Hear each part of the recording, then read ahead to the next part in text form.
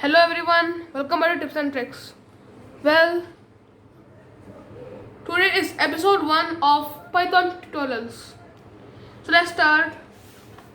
Let's start with few examples and an introduction to Python.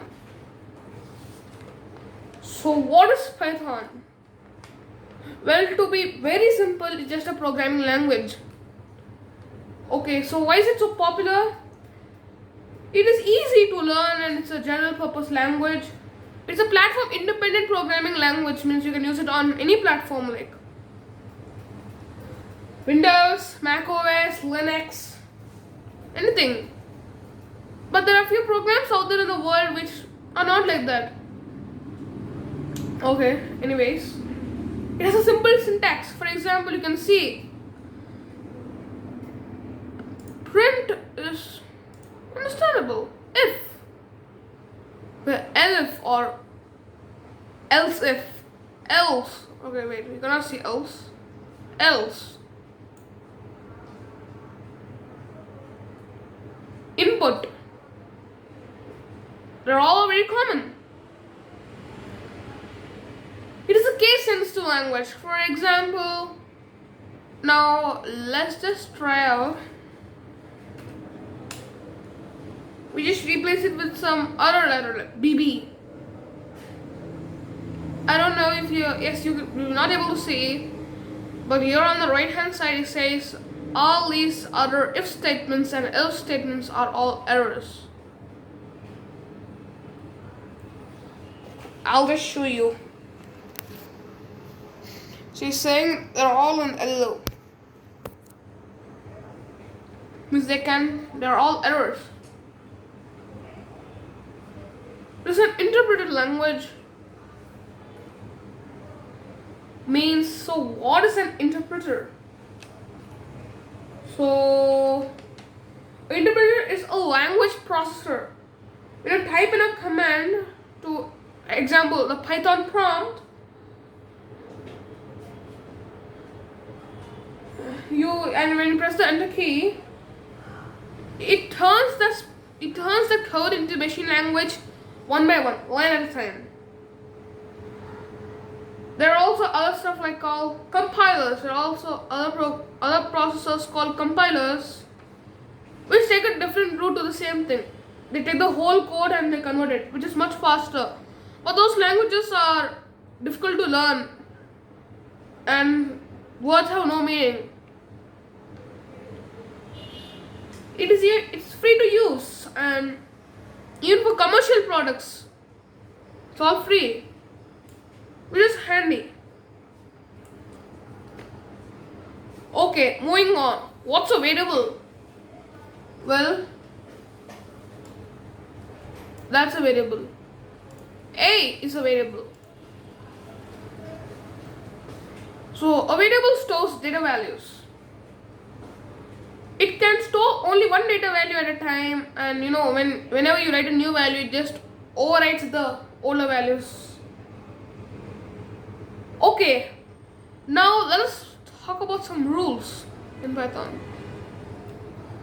How can you define or make, I don't know how to say it properly, but how can you use variable terms? So there are a few rules. For example, it should not be a Python command, means you cannot use print or you cannot use input in that place. It can start with the alphabet, capital or small, or an underscore, which is quite common in writing. So variable name can consist of alphabets, digits, underscores. No other characters allowed, means you cannot write an @ symbol. It's not going to work out. The @ symbol has a specific purpose, but in Python, the A or the B or any string of letters doesn't have a specific purpose. So it can be of any length, means you can make 1,000-word variable and it still applies as a variable. But it is very difficult to remember it. Variable names are case sensitive too. How Python is case sensitive? Variables are case sensitive. Even the files. Okay, not files, sorry. Even the objects, which you will learn soon. Okay, moving on to data types. So what can you store in these variables? We learned about variables. What can we store in these? Well, we can essentially store 4 types of data types. One are there are integers, floats, strings, and boolean. Boolean is just true or false. Float it represents floating point values, numbers with fractional parts like 15.5.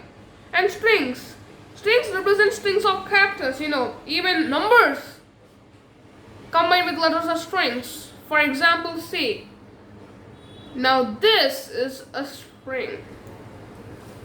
That's a string. These enter your number or enter your operator, enter your second number, all are strings. Then we will learn about few functions in detail, like the print function. So what does the print function do? The print function is used to display the output of any command on the screen.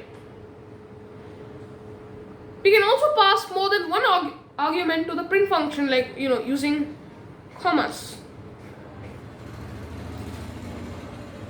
And separators too. Well, let's go in detail about these separators. So if you use a backslash with a T, it gives a tab space, and a backslash with the N gives you a new line. It's a totally different line. In the next video, we'll be learning about operators and different types of statements, like the if statement, elif. We are gonna learn all about them in the next video. So thank you guys for watching this video and subscribe to my channel.